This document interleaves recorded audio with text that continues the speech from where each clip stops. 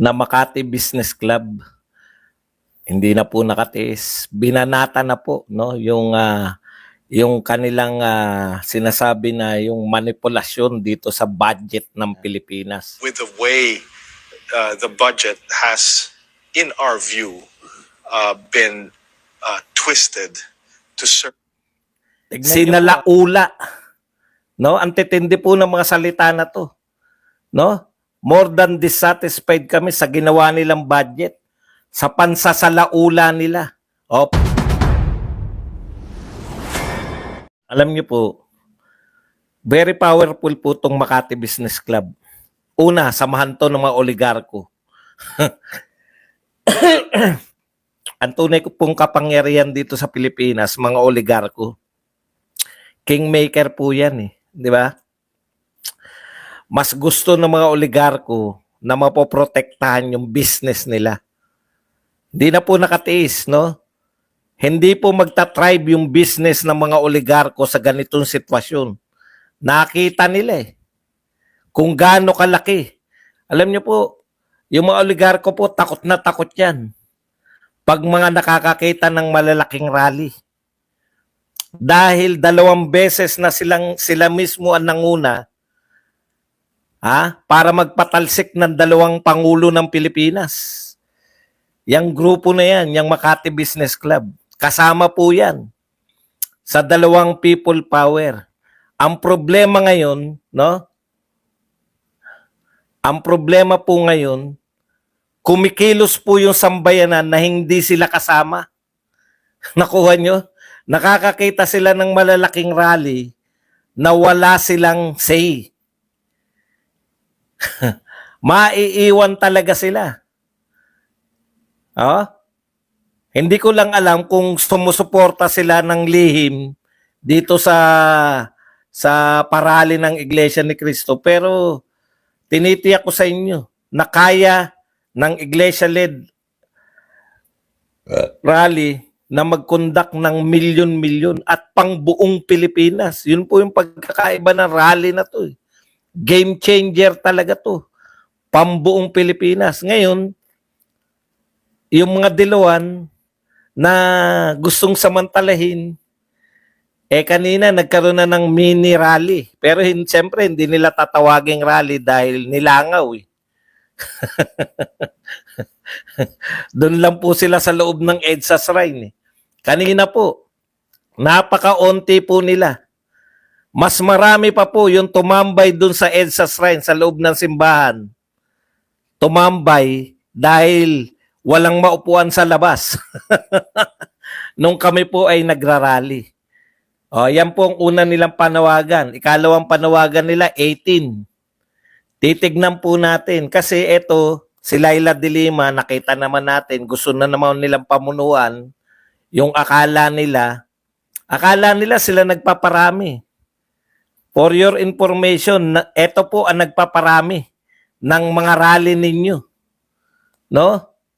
Kayong mga dilawan, dito kayo umasa sa Makati Business Club. Kaya nga sa Makati, napapansin nyo po, yung mga malalaking rally ng mga Aquino noong araw, umuulan po. Ang uso po nun, umuulan ng confetti sa Makati.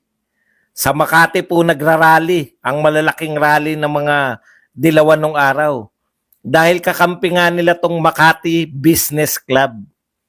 Ngayon, nilalangaw sila. Galit na rin yung Makati Business Club sa kinakampihan yung mga dilawan. Grabe po, matatalino po itong mga tao na to. Si Apa Ongpin, ang tanda na pala ni Apa Ongpin. No? Halos bata pa to nung araw di ba? Nagbo-broadcast to Okay. Pakinggan po natin ng konti at magre-react tayo. Pakinggan lang natin, baka tayo maano. More than dissatisfied and disappointed with the way the budget has, in our view, been twisted to serve. Okay.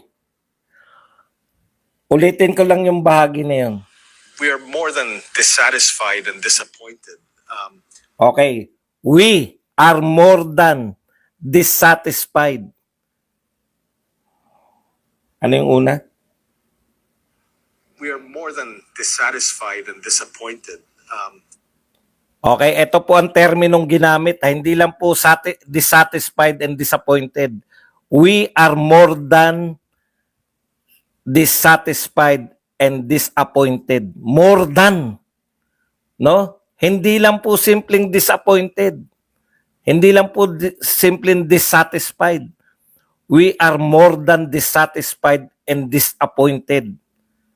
Puta, matindi pong mga salita to. Buhat po sa mga oligarko.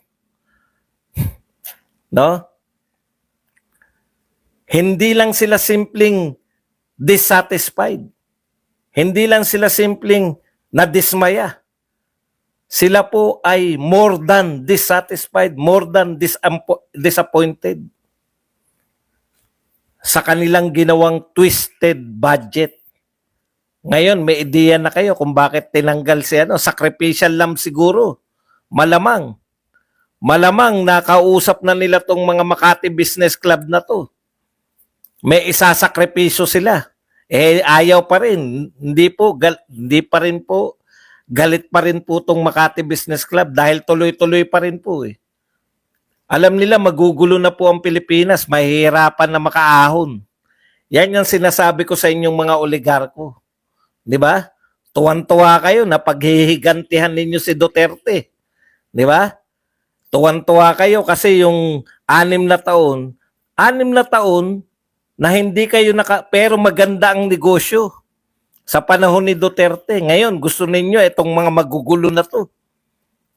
Etong pinagsama-samang mga Dilawan, mga Marcos Romualdez, ito yung gusto nyong kampihan laban sa Duterte. Matatauhan kayo ngayon. Uwarak ang negosyo ninyo. Akala siguro nila kaya nilang kontrolin tong pamilya na to.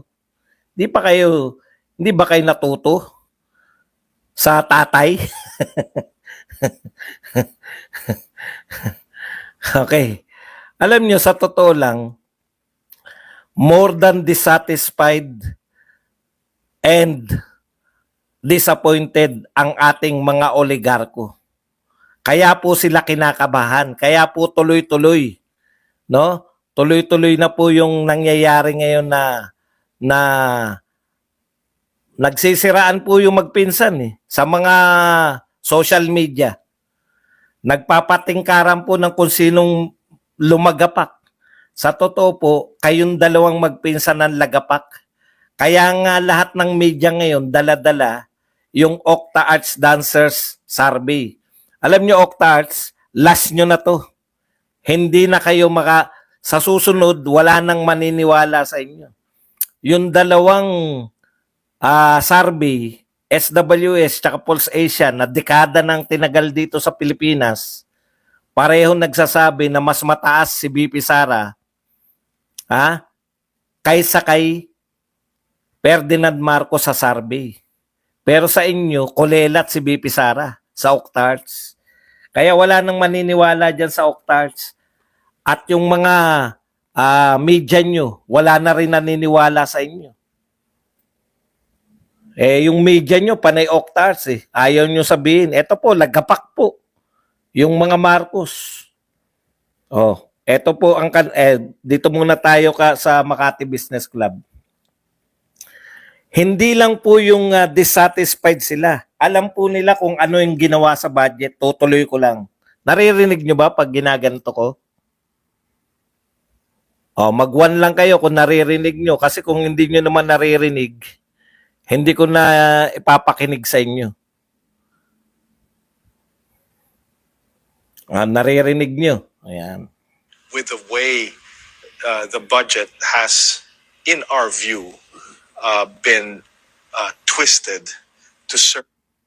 Tignan nyo po we are more than dissatisfied with the way the budget has been twisted.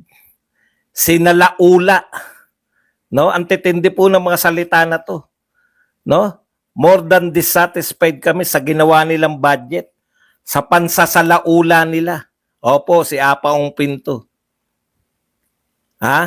Sinalaula nila yung budget ng Pilipinas. Grabe yung termino na to. Pero yan yung meaning ko ng twisted. Patronage politics. Okay, to serve patronage politics para pagsilbihan yung patronage politics. Yan po yung tingin ng Makati Business Club sa ginawa nila sa budget. Tinanggalan nila ng mga budget, lalo na yung Office of the Vice President. Wala po ngayong budget para sa burial.